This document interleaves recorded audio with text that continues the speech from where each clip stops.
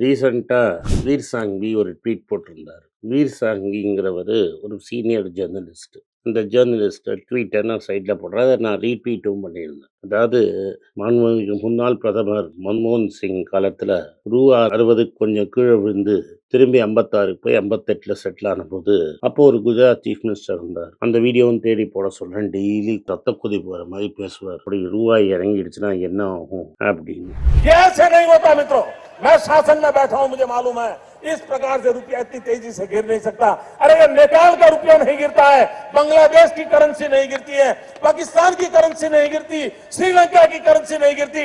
क्या कारण है हिंदुस्तान का रुपया पतला होता जा रहा है? ये जवाब देना पड़ेगा आपको। देश आपसे जवाब मांग रहा है।